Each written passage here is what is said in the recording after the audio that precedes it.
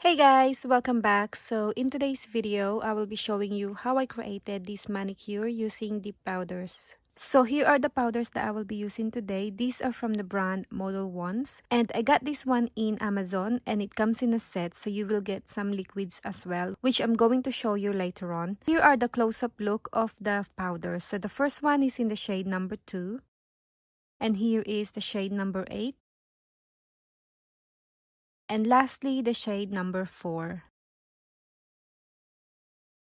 And I'm also going to use their transparent powders to encapsulate the color. And for the liquids, these are the one that I'm going to use today. Like I said, this is the one that comes in a set except the primer. I bought the primer separately.